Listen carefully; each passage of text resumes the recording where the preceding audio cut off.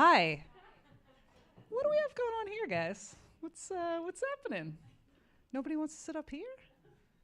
I mean, Ian's backstage. He smells great. There is no reason to back up. Oh, good. You're gonna sit here? Okay, great. No pressure. Hi, I'm Jennifer. I'm obviously really pushy. I'm the executive producer here. No, I just, you wanna be right up here, up in the show. Welcome. Are any of you here for the first time in the green space? Whoa, almost all noobs. How'd you hear about this? Okay. Is anyone not directly related to Ian? Oh, okay. So it's still all right. Still a mixed showing, but that's great.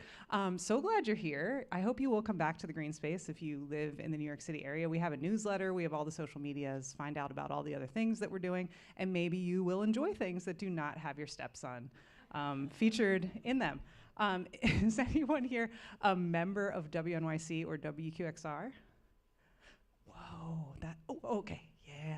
All right, I was gonna say that's a first. And you did too. Okay, awesome. So we're public radio. We're listener supported. So we have news and talk on WNYC, classical music on WQXR, and here in the Green Space, we're the spot for everybody to do their live journalism and music and multimedia storytelling, such as that you are about to enjoy. So if you're wondering, how can I possibly lower my tax burden before December 31st, you might consider making a donation in support of our work. There's a little QR code in the lobby you can scan, or you can go to our website if you'd like to make a donation. We would love that. Also, all your drinks you buy support what we do here as well, so you can just get lots of beers, and that helps us out too. Whatever you want to do, we appreciate it. So if you haven't already silenced your phone, that is my last request before we prepare to launch. Everybody ready? We're good? We're good? Okay, we're all in our seats. We're crunchy. There's this one seat left. No? Okay. All right, let's go. Please give it up for Ian Coss.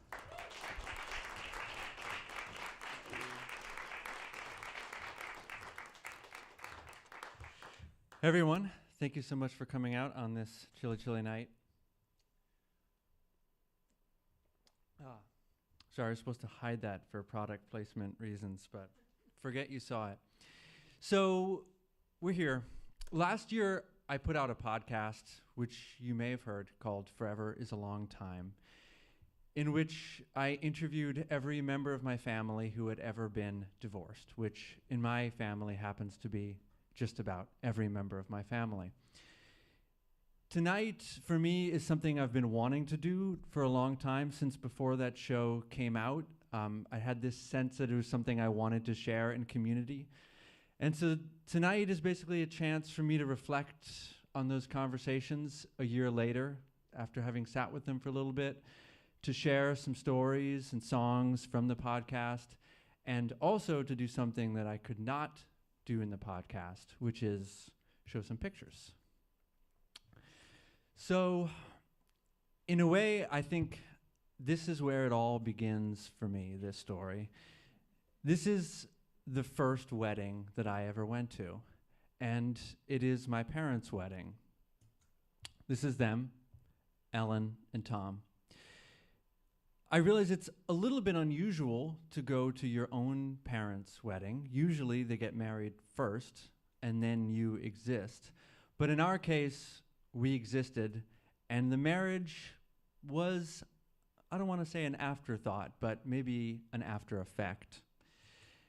So here we are, my brother and I in our matching green velvet jumpsuits.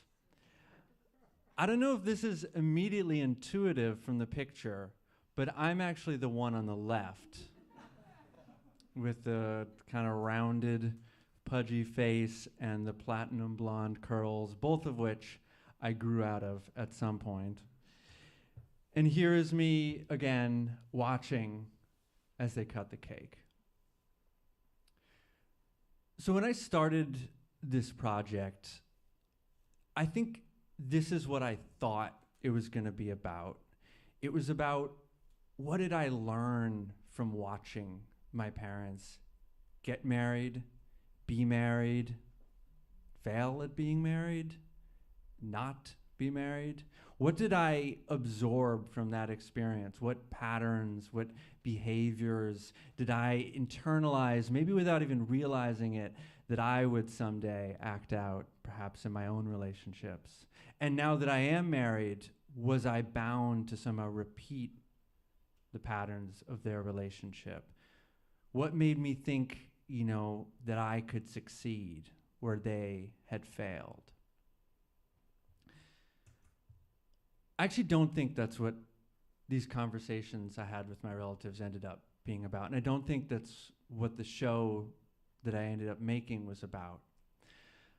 I think something that kind of came to me over the course of doing these conversations, and it really took a long time. You know, the show itself is, I think, 7 interviews. I didn't just do them all at once. It was more like I did one, and then I thought about it, and I tinkered with it a little bit, and I thought maybe I'll do just one more, and then I would do one more, and I would sit with it, and I would tinker with it, and then I'd think, okay, maybe I'll try just do one, and it went on like that for over a year.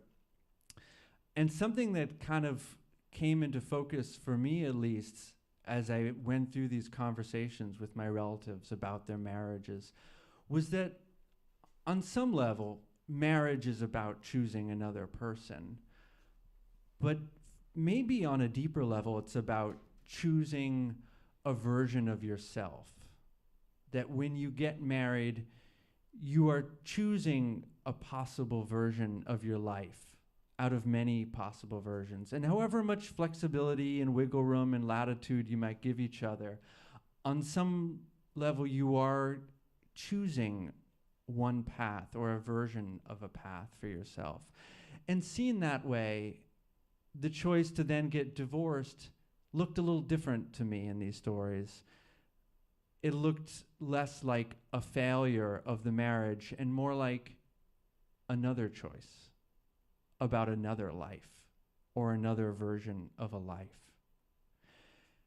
And so what I want to share tonight is just two stories from the podcast that really helped sort of bring this idea to life for me and really changed the way that I looked at these relationships in my family and my own relationships. And I want to start with the story of my grandmother.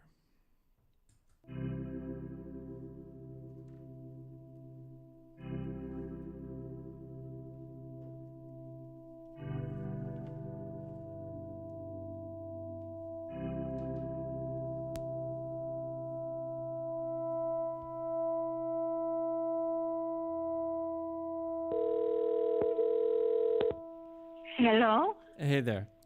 Well, I still have 63%. So Well, do you want to talk a little while longer, or are you feeling tired? I can, when my mood is up, I could talk until midnight. So this is actually the first interview I did. Before I talked to any of my parents, before they even knew I was doing this, I talked to my grandmother because I think on some level I knew that my grandmother would be happy to talk. This is my father's mother, Mary Ann. She was the first person in my family, at least that I knew of, who had gotten a divorce back in the 1960s. So in a time when divorce was still a pretty unusual and difficult thing to do. But knowing my grandmother as I do, and as I know some people in the audience here do, the strange part of her story is not that she got divorced, but it's really that she ever got married at all. You know, the whole institution of marriage, it has nothing to do with love. All the papers are basically work of the devil, if you ask me, period. I see a few nodding heads. So I think we have, I'll just acknowledge, I think we have a few friends of my grandmother's from her community here in the village where she lived most of her life. So as you can gather, my grandmother she's not someone who puts a lot of weight in paperwork or formalities, tradition. She was not someone who sent a lot of birthday cards or expected birthday cards. She lived almost her whole life right here in New York. She walked, she took the bus. If she needed a car, like say she wanted to get out of the city for summer, what she would do is she would take a bus up to New Hampshire and she would buy a used car in New Hampshire just so that she didn't have to buy car insurance. You only ever saw her driving a car with New Hampshire plates. I basically would call myself an anarchist. And yet, she wound up married to a lawyer. And a lawyer who, among other things, helped enforce patents and copyrights for large corporations like Coca-Cola. I mean, really, a lawyer.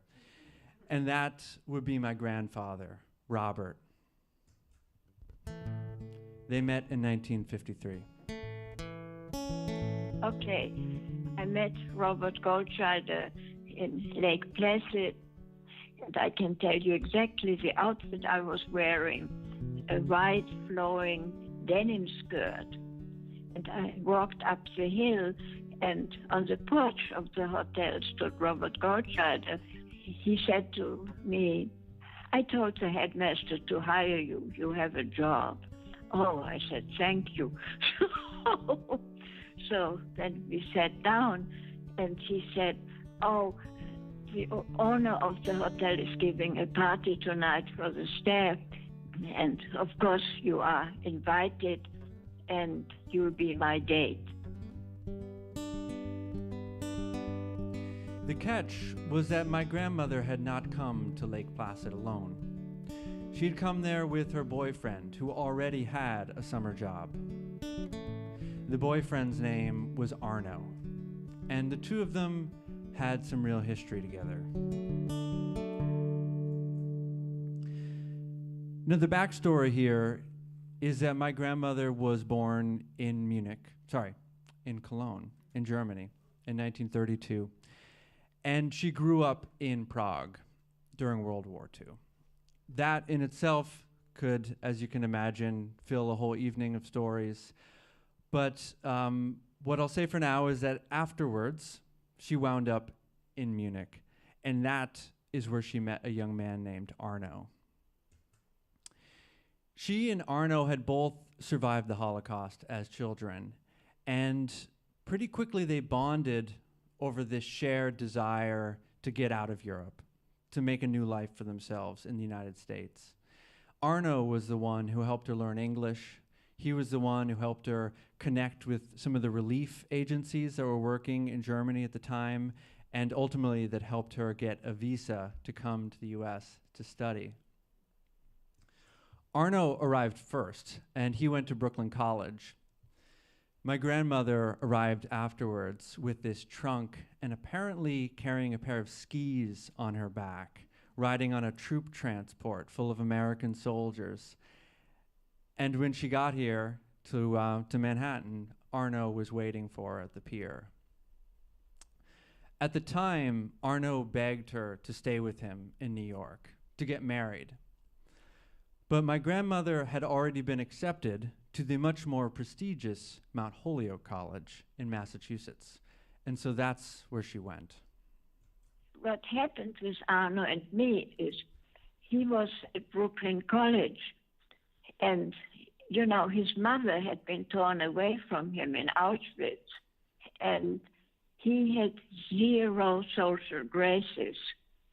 And, you know, through the eyes of the Mount Holyoke girls, what I wanted was a Harvard man like Robert. So that night in Lake Placid, when Robert invited her to that party for the staff, she told Arno that she wasn't feeling well, that she couldn't spend the night with him. Instead, she went to meet Robert. So what happened was that night, Robert fed me with, you know what they call screwdrivers? It's orange juice and vodka. I mean, he got me drunk.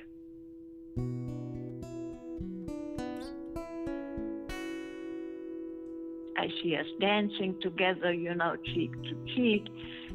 Then we went to the ski jump, and we sat on the ski jump, and we kissed, and he said, "You have come to the most wonderful country in the world, and we will have a wonderful life together." That was the future that Robert painted for us, and that I now had to look forward to.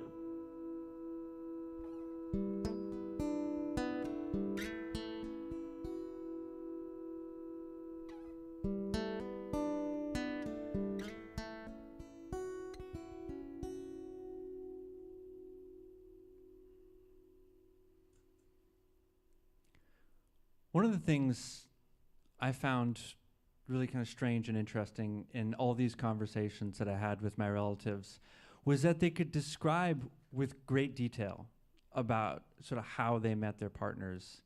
I mean, the fact that my grandmother remembers what she was wearing in 1953 as she walked up the steps of a hotel, and I mean, it kind of boggles my mind. And yet, so often when I'd ask, so why'd you get married? It never really felt like there was a clear answer. It was a little bit like it just happened, which in itself is probably telling. And I think my grandmother's story was maybe the most puzzling of all. She and my grandfather dated on and off for a few years. They dated other people. They slept with other people. In her own words, she did not particularly love him. She did not especially want to be married, and she didn't especially want to have children. And yet, one day, when the two of them met in Thompson Square Park, and my grandfather asked, "Will you marry me?" she said yes. She told me that they got married on April 1st, 1956, and Robert didn't even notice it was April Fool's Day. And my mother had written to me, "It doesn't matter that you don't love Robert, but once you are married to him, love will come." Well, she was wrong.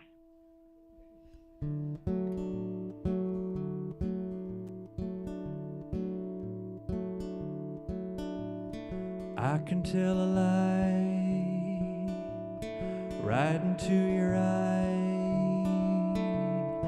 You can look away, hide it with a smile, pass another day, thinking what to say. We can make it work, at least for a while. Would you do me the favor and watch for this behavior? Would you do me the favor and remind me it comes back later? It'll come back later. I still have my health and just enough wealth, but if it's alive, I want it for myself. Then why do I lie? Wide awake at night, wishing I could be anywhere else. Would you do me the favor and watch for this behavior? Would you do me the favor and remind me it comes back later? It'll come back later.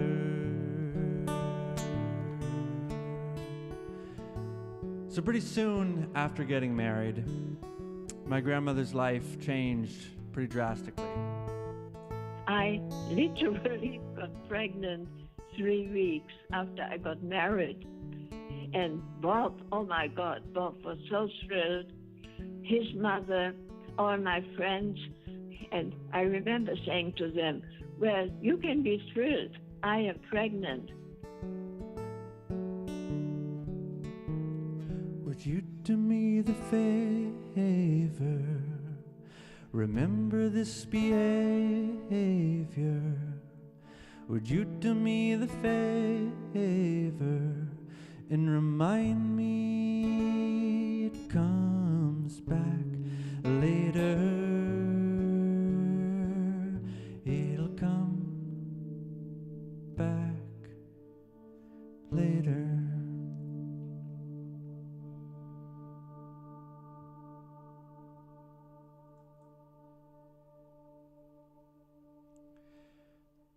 So within a few years, My grandmother has gone from a refugee college student with a bit of an anarchist streak to now being a housewife and a stay-at-home mother. It was not the life that she had pictured for herself. Now I have to say that I've been working on the show the live show, I guess, for most of this year, trying to figure out how I wanted to piece this together. But this story was always one that I wanted to tell. And it is sitting a little differently now because my grandmother passed away about 3 weeks ago. And, you know, in many ways, she was ready and it was not unexpected. But at the same time, I've been thinking a lot about this story and her life these past few weeks. And I think the part of it that I struggle with a little bit, or that hurts a little bit, is the knowledge that even with all the years she had, she died with a lot of anger left in her heart, in her life, anger about things that happened to her, about the way her life worked out. And she also, I do think, died with a certain amount of regret about things that she was and wasn't able to do in life. My grandmother wrote a lot. When, as she would say, her mood was up, she would write constantly, sometimes pages a day that we would get in emails, or that would fill her computer or show up in volumes of memoirs. And writing was something that she had always done from before she was married. And she was able to publish very little of that work. Early in the pandemic, when I just started working on this project, my father and uncle went and picked up my grandmother here in New York when things were feeling very uncertain and it just felt safer to get her out of the city. And they brought with her that day this whole box of papers that had been in her apartment that I had certainly never seen before. And one of the things in that box is this manuscript that I have here in front of me, this thick, hand-typed manuscript. It's a story about a young mother who falls into a deep mental crisis because she feels frustrated and trapped in her life. And as you can imagine, it's not too far, I think, from her own truth. In fact, the story doesn't have an ending. It kind of ends midstream because at the time she wrote it in the mid-60s, I don't think she knew how it ended. One of the other things in that box is a whole bunch of letters. And I want to share a few of these because I describe them in the podcast, but it's kind of nice to see the texture of the words that they printed onto these pages. So you have in here this box, letters between my grandparents during a period of separation when my grandmother left New York, went back to Europe for 5 or 6 weeks. And so you can see in this letter, it's actually sent from the boat. You can see in the letterhead the ship that she was on. There are also letters between my grandfather and his mother-in-law, as in my grandmother's mother, who he affectionately refers to as Mama, in which the two of them are basically sort of like discussing my grandmother's behavior, trying to make sense of what's going on, almost strategizing about how to bring the family back together again. And finally, you have letters between my grandfather and another man who my grandmother was having an affair with at the time, who he refers to less affectionately as Professor, in which, again, he's almost sort of like working any angle he can to, in his mind, save their marriage. It's all, in some ways, kind of bizarre, but the part that I find really insightful and fascinating in these letters is just getting this real-time sense of my grandmother grappling with the choices that she has made, and the life she has found herself in, and trying to make sense of that in real time.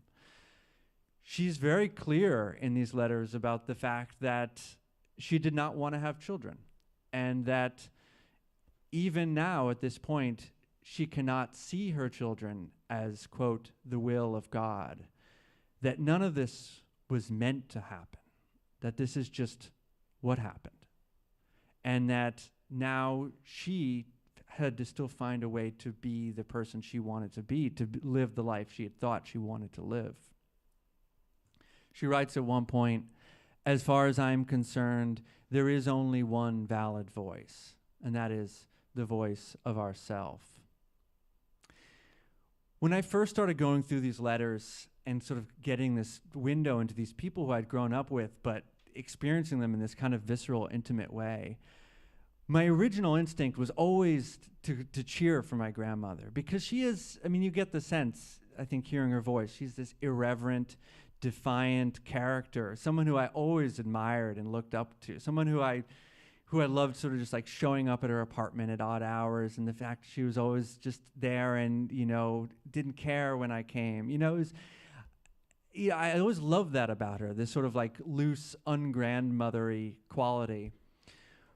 But at the same time, as I'm reading these letters, you know, I have to recognize that the children she's talking about are my father and my uncle. That, you know, as she's talking about feeling trapped by family, that this family is actually people I really love. She writes at one point, in a moment of anger, I have to look at this, "You can keep your luxurious apartment. You can keep your children that I bore for you and raised for you. You can keep every single damn penny that you earn." Now, my grandfather, who is caring for the children during this time, writes and speaks constantly of them, how much they miss their mother, how much they want her to come home. And in these letters, he feels to me empathetic in a way that I didn't really know him to be in my own experience, open-minded at times, open to change. But at the same time, he is absolutely ruthless in his attempts to pressure and shame his wife into coming back to him. He writes at one point, "Do you want to resign yourself to the types of men who are available to a 32-year-old woman? Come to me, and you can have everything within my powers to give you, to share with you my whole heart. Spurn it, and the price will best be known to you alone." Of course, these attempts to control his wife only drive her further away. And she ends the final letter, at least of what I could find in this box of correspondence. She ends it by saying, "I'm here in a strange city, in a dubious hotel, in a room that is not heated. I really could be as miserable as one can get. And yet, I am more determined than ever that I want an honest and meaningful life, that no matter how hard things should be, I will try to make things on my own." This is the last photo I could find of my grandparents together at a lake they used to visit in Connecticut. Not long after this was taken, my grandfather took a flight to Mexico City, where he had the marriage legally dissolved in a Mexican court. Apparently, that was a lot easier then than getting divorced in New York. Do you ever wonder what would have happened, how your life would have been different if you just stayed with Arno? And Of course I've thought about that. Of course my life would have been totally different. And actually, 2 days later or so, in Lake Placid, Arno, he asked me, and I told him that I'd met Robert. And, you know, there are mountains there. We were driving in this old car on a, you know, hairpins. And he floored the pedal I knew what he wanted was to go off the road and for both of us die. So there was nothing I could do, and suddenly, kaboom, and we were in a ditch, and the tire had blown. I walked up to the road, and before I even reached the road, the car stopped already. And a man said, "Honey, do you need help?" And I literally ditched Arno, who forgave me and became my best friend until he died of stomach cancer. And to this day, I say he was the only man in my life who really loved me.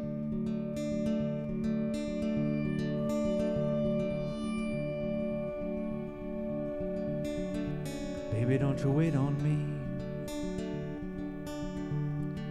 Baby, don't you wait on me. Oh, baby, don't you wait on me. Wait on me, wait on me. Maybe we should wait and see. Oh, maybe we should wait and see. Oh, maybe we should wait and see. Wait and see, wait and see. Do you remember, oh, do you remember how close we came? Do you remember how close we came? Do you remember? Do you remember? Do you remember?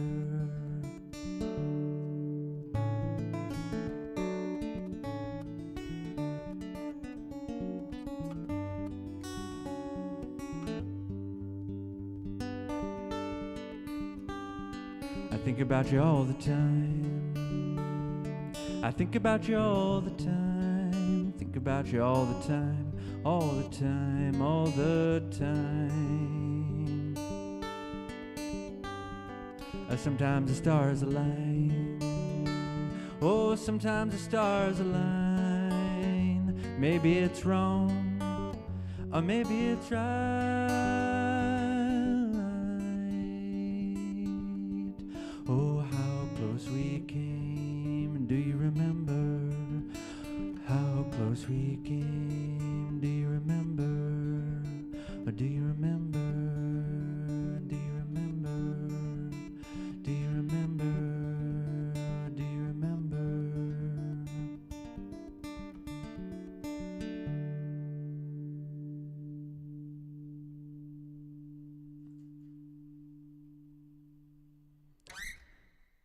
So I want to turn to a story from the other side of the family.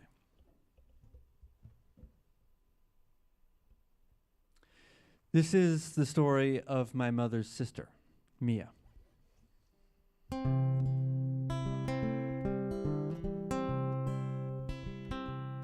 know, you really can see it in life, that there are so many things that we do that we think we have good and sufficient reasons for. And then as time goes by, you know, I mean, some of it might be growth, some of it might be the opposite of growth. But as you go along, you sort of start to feel like your good and sufficient reasons, maybe they really weren't so good and sufficient for who you actually become.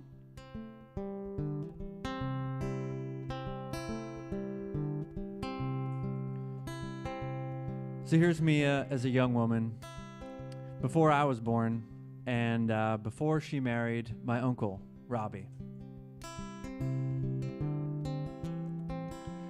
Unlike my grandparents, this was a marriage that I observed very closely.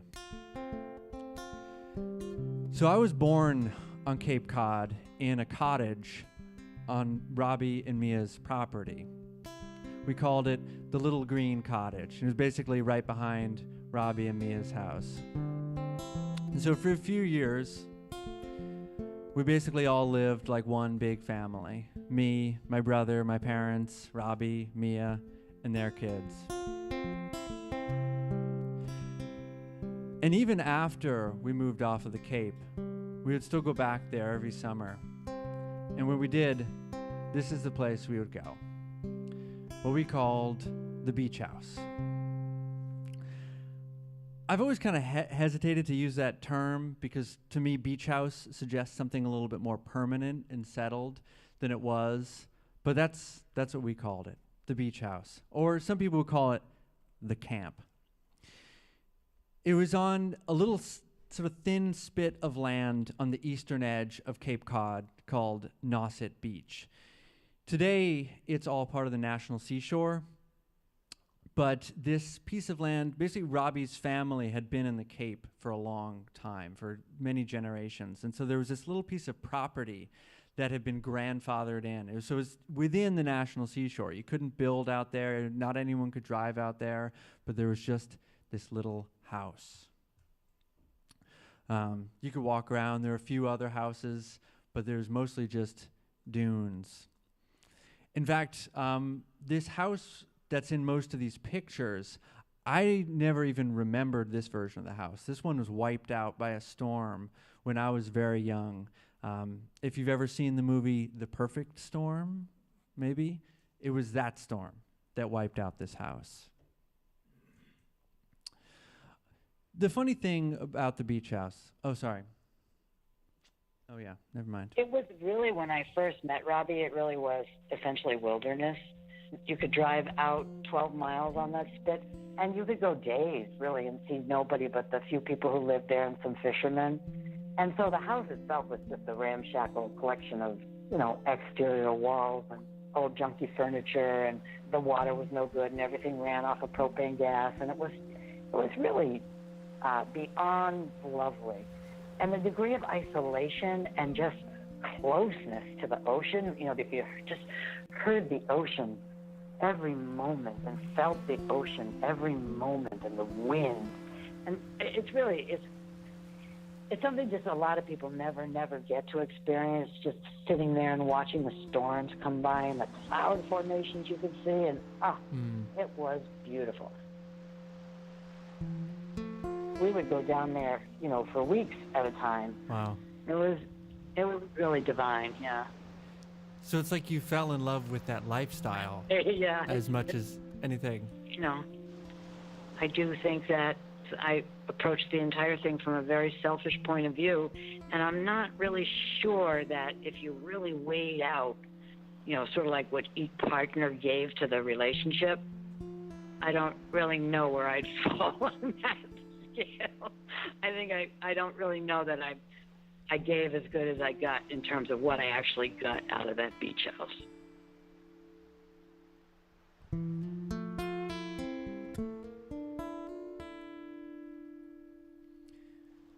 The funny thing about the beach house is that as much as Robbie and Mia loved being in that place, they didn't really seem to love being with each other all that much.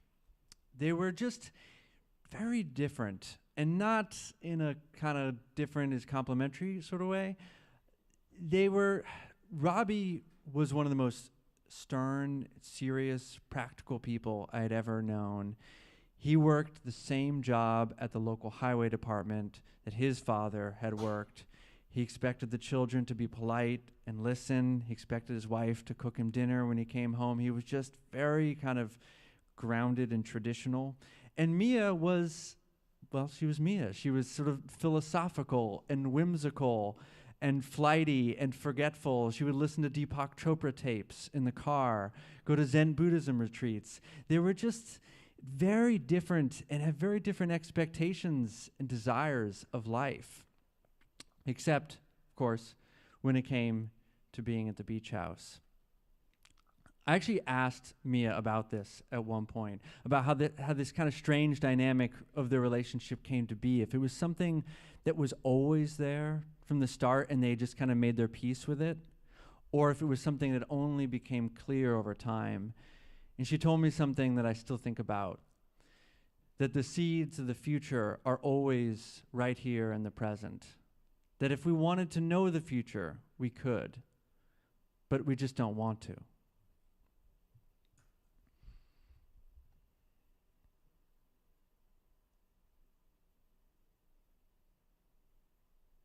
before we married, we had some kind of stupid and enormous fight, and I think it was over. He went out fishing with Bob Perry and another person, and they ended up catching 59 bluefish. And he said, we just couldn't stop. We just had to keep bringing them in. Now, there was something that I thought he was coming back to do. So I, of course, became completely unreasonably angry, like people do. And my biggest focus was the fact that he had caught 59 fish, which no one human being needs. Right. So this was a case where we were having enough of a fight that this guy Picky at work, was aware that Robbie was having a fight with me. And he said to him, Robbie, if you're fighting now, don't get married. You're going to keep on fighting. And now I think if I was to give marriage advice, that would be the advice I would give. And whatever you're doing now is what you're going to keep on doing. And yet they did get married. And they stayed married for decades, from before I was born until I was, well into my 20s. And then a little over 10 years ago, another storm came along. It didn't wipe out the beach house entirely, but it punched a hole through that barrier beach. So if you can picture what used to be a peninsula was now an island. And the sand and the currents started to shift. So they would sort of wash away in one place and accumulate in another place until eventually the water came right up to the house. Like you could sit on the front steps of the beach house and the waves would just be crashing at your feet. At that point, the National Seashore decided that they weren't going to wait around for another storm to take the house, that it had to be demolished. And this time, it could not be rebuilt. Just a couple years after that, Robbie and Mia finally divorced. It's not quite that simple, but in a lot of ways, I think it is that simple. It's so interesting how the beach house is really the through line. It's Yeah, it is the through line. It totally is. it's It like is. this magical place where Yeah. you could sort of like live this life that you both wanted for yourselves. And then, Yeah. When that era came to a close, it's like the relationship had run its course. Right. I really do think that.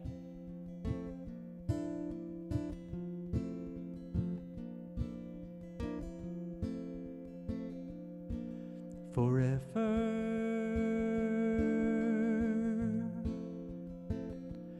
is a long, long, long time.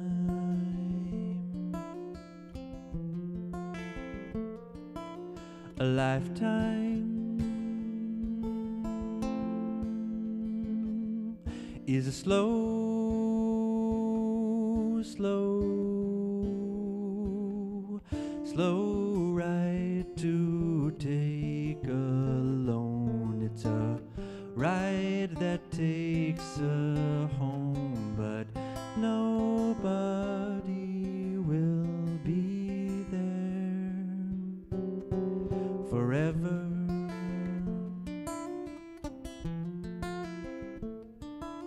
A lifetime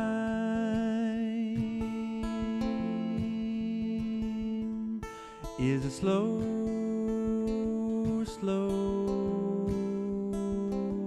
slow ride.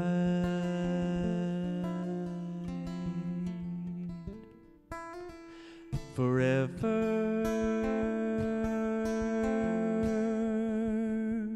is a long,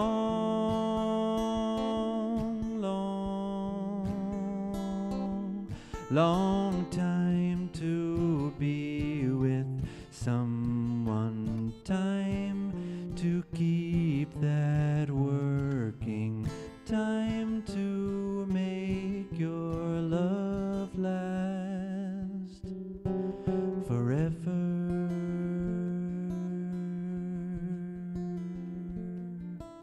Forever.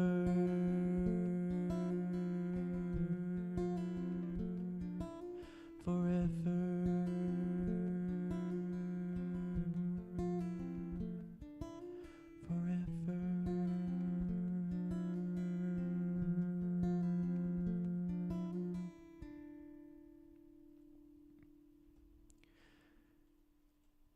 So there's a little coda to this story that I wanted to share, which is not in the podcast. So after Mia and Robbie did divorce, my cousins and I went down to Cape Cod to help her pack. And we were up in the attic of the house, not the beach house, but like the house where they lived on the mainland of Cape Cod. And we were up in the attic, and we found this silver stereo and turntable, like a Sony stereo and combined turntable set from 1982 that none of us had ever seen before. As far as we know, it had been up in that attic since about 1982.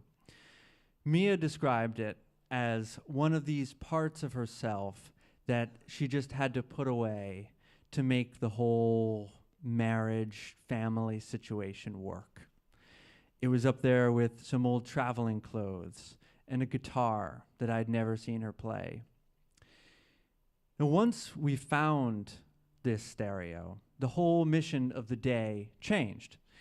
Mia had to find the records that went with the stereo. So we start going through the attic.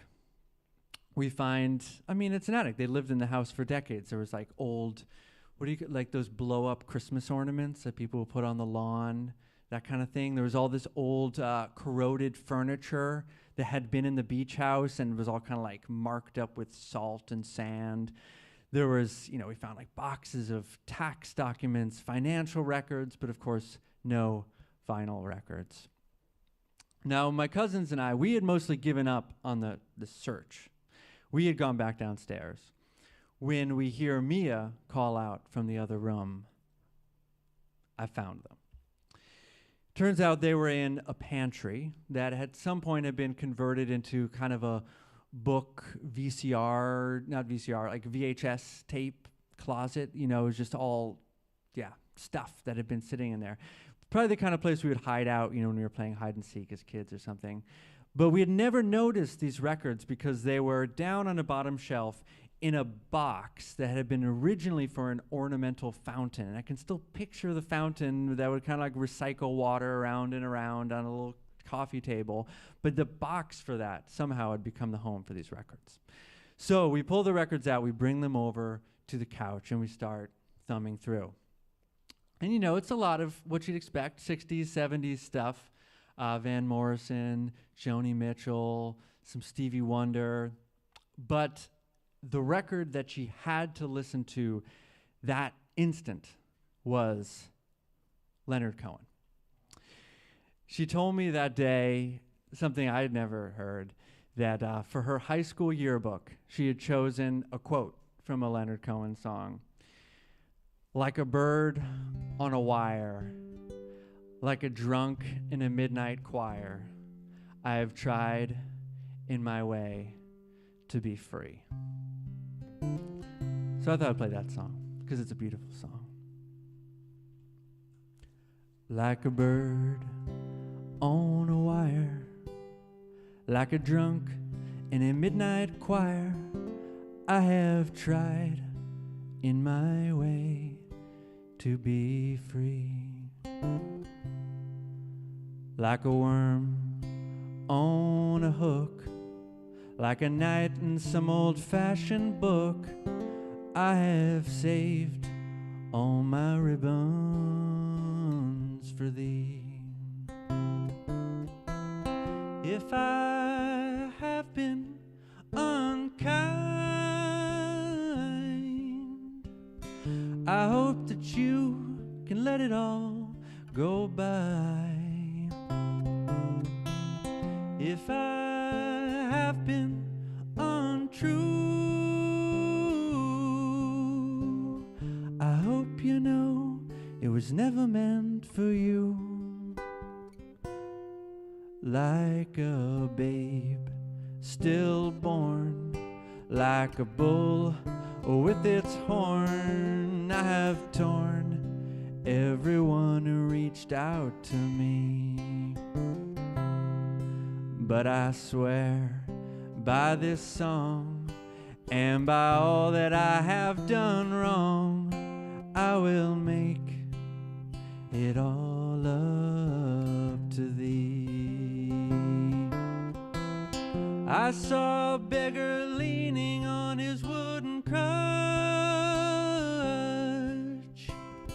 He said to me, you must not ask for so much. A pretty woman leaning in her darkened door, she called out, hey, why not ask for more? Like a bird on a wire, like a drunk in a midnight choir, I have tried in my way to be free.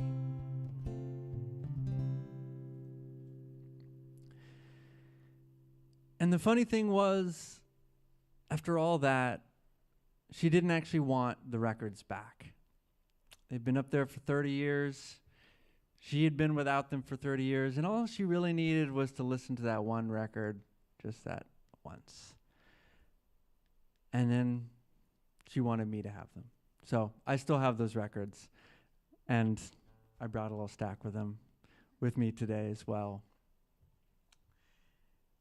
And so in a way, I'm left with these things, these artifacts of lives not lived, is kind of the way I think about them. The books that were never published, the records that were never played.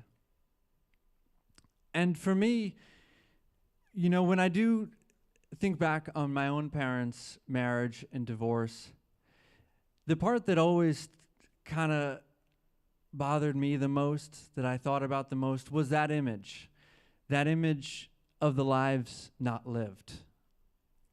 I don't know why, but I used to look at pictures of my parents when they were young, and I would see in them some of the energy and maybe some of the creativity and ambition that I like to think I got a piece of, and I would wonder what they would have done with all that, you know, if they hadn't gotten mixed up with each other. My parents have told me my whole life that they're glad. They've told me not to think about that stuff. And all these conversations that I had with my relatives, with my grandmother, with my aunts, my uncles, my parents, I think in some ways affirmed or reaffirmed that same feeling, which is to be grateful for the lives that were lived, for the paths that were taken, to be grateful for these marriages, these strange, bitter, often painful marriages, and to be grateful for the divorces, that one was not simply a failure of the other, that one was not a negation of the other, but they were both just choices made under different times, different circumstances, with different knowledge about ourselves and the lives that we wanted to lead. And ultimately, the choices that made me who I am and where I am today. And so I want to end with one last song. And for me, this is a song of gratitude. It's a song that I wrote around the time I got married, thinking about my partner.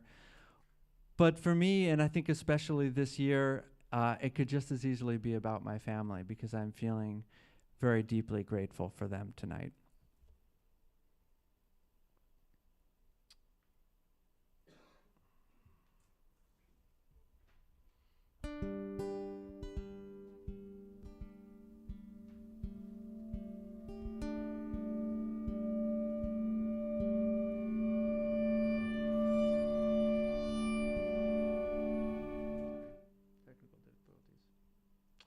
Don't want those birds up there the whole time. Song is not about birds or wires.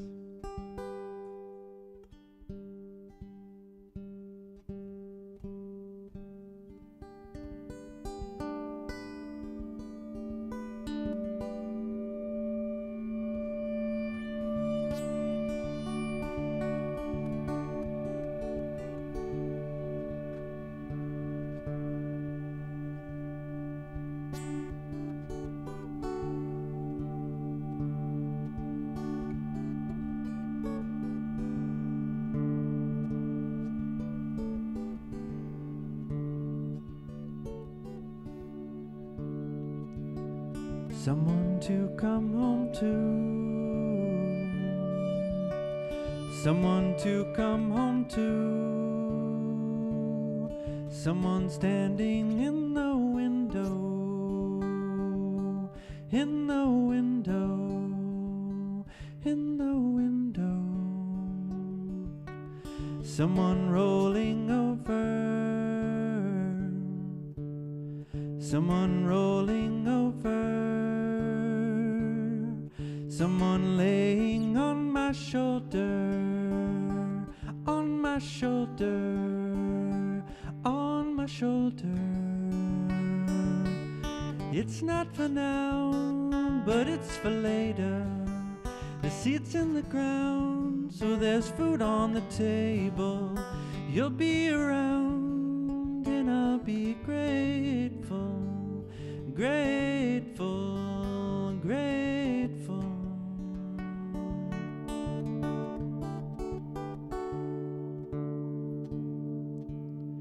Someone who is waiting, someone who is waiting, someone who will watch me aging, watch me aging, watch me aging. It's not for now, but it's for later. The seat's in the ground, so there's food on the table. You'll be around and I'll be grateful, grateful, grateful. You'll be around and I'll be grateful, grateful, grateful. Do do do do do do. Do do do do do do. Do do do do do do do do. Do do do do. Do do do do.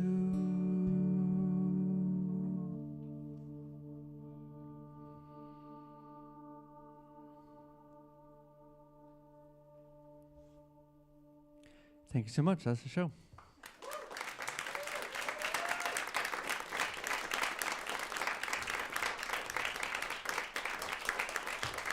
Really, thank you so much for coming out. It means a lot. This was a weird kind of experiment. I didn't know if this would make sense on a stage at all, so I appreciate you just coming and supporting and kind of being in the space with me.